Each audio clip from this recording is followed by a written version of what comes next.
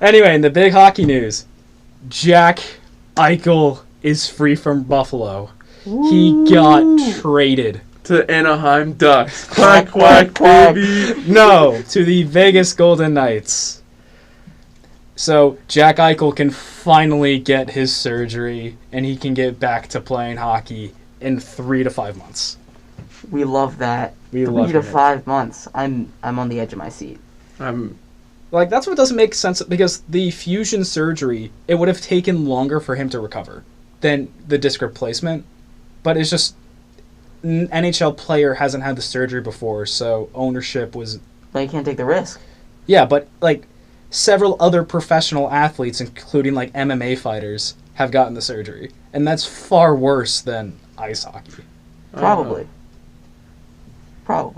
So, in an exclusive interview with Spit and Chicklets, Jack Eichel said he would have played for Buffalo if they allowed him to get that surgery. Is that what that meeting was for? Like that last-ditch meeting that we mentioned? It probably had something to do with it. But, you know, that surgery was just such a huge... They just would not budge on that. He still has 5 years left at $10 million per year. Best case scenario, he may be able to play for the U.S. Olympic team, so cross our fingers, but I'm not too optimistic about that. I mean, even if he does, I think it's better for him to take more time off and not race to the Olympics, you know? He's like a guaranteed point-per-game player when healthy. He's still young, in his prime. Vegas has 5 more years of him at $10 million. They also threw in a 2023 third-round pick, so Vegas has that.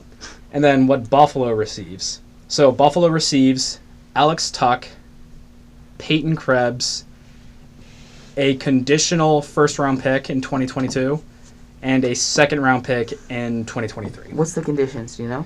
So Vegas has a ton of injuries this year. Right. Mark Stone is injured, Max Pacioretty's injured, and they just traded away Alex Tuck. He was injured too. So that's like top goal scorers on your team. They're off to a rough start because they don't have that offensive production. So it's pretty much saying, hey, if we are really bad this year because of the injuries we've sustained, you're not going to get a top pick. We're going to take advantage of that.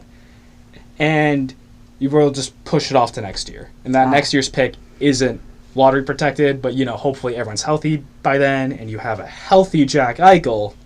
It's probably not going to be as high of a pick. Right, because I know, for instance, the Carson Wentz trade, if he plays 75% of the snaps or something, it turns into a first-round pick as opposed to a third or something. Gotcha. I didn't know if it was like that or... It was kind of like that. So Alex Tuck, he was drafted 14th overall in 2014 by the Minnesota Wild. He was taken in the expansion draft along with Eric Halla, so Vegas wouldn't pick up someone else. It was weird because you maybe giving up all those assets so they wouldn't pick, you know, maybe like a Matt Dumba from the Minnesota Wild. It was like one of those really good picks Vegas had that boded well for them in their introductory year. So he has, in 255 games played, he has 61 goals, 78 assists, and 139 points. This guy has like 20 goal upside. The problem is he's been injured a lot these past few years. He's out for 3 more months recovering from shoulder surgery. And he also still has 5 years left at $4.75 million per year. And he's from upstate New York, and he posted on social media that he's very passionate, like he's very happy to be playing for Buffalo because that was like his hometown team growing up. Right. So at least you're getting a player that's actually happy to go to Buffalo. Yeah. So like, good for them. So I'd be happy to go to Buffalo. Like he's still young. I mean, if in I'm his getting paid mid-20s. $700,000. And if you want to flip him, he's like at least worth a second and a third. Right. And if he's like starts producing like what he can live up to.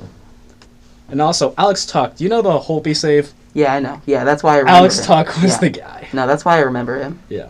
Number 21. No, I remember that. And then Peyton Krebs, he was the 17th pick in 2019 by Vegas. He's only 20 years old, so he's like a young, talented prospect. From what I've heard by other people who know the NHL prospects more than I do, they are very high on this guy. This guy has a lot of upside. And he is also the 4th first-round pick that was traded away. The 4th? So yeah, Vegas has had their first 4 players they've drafted in the first round. They've traded away every single one of them.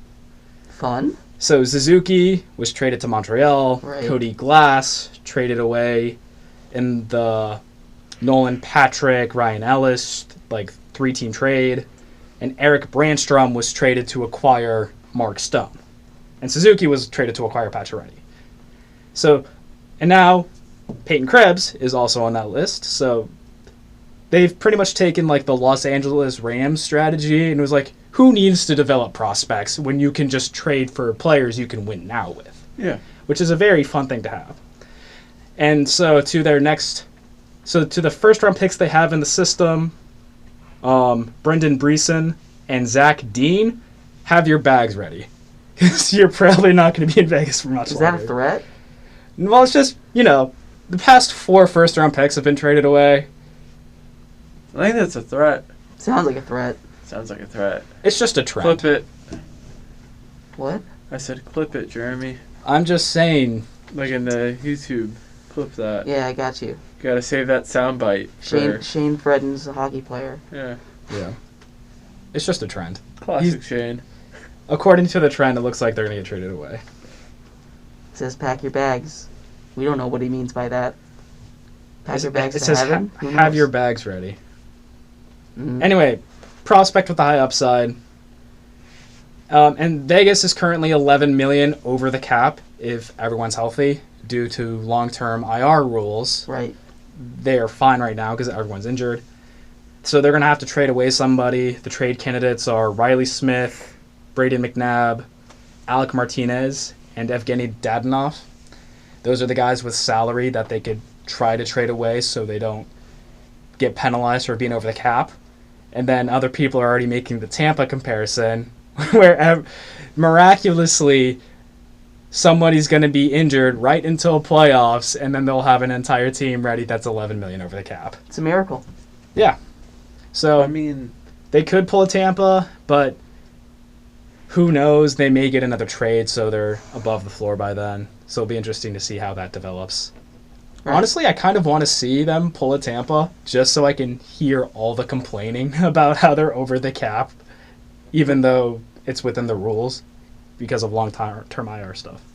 if I'm a GM, why would I help them get under the cap, though? Yeah, that's kind of the issue they're running into right now.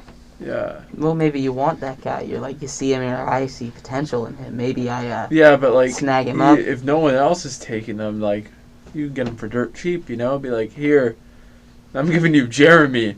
He doesn't even know how to skate. Whoa! Give me a little more credit than that. All right, I can move on the ice. I can move forward and I Again, won't fall skate. down. I can skate and I won't fall down. Okay. It was weird because over the offseason, like, people were actually giving up, like, good assets to Tampa. Like, Tyler Johnson got taken for a second-round pick. Mm-hmm. Well, yeah, Tampa's got a lot of really good players that they were trading away. Yeah, like Tyler Johnson. Are these Vegas players any good? Yeah, they're all, like, definitely worth something. Okay. But they Never don't mind. have this Stanley Cup to add to the value. Because, Okay. I mean, Barkley, Goudreau, and Coleman, I think, both left in free agency, though. So that was convenient for them. And then Tyler Johnson was just a second-round pick for him. That's pretty good for a team that you could have, like, lowballed more because they really needed to get rid of salary. Mm-hmm.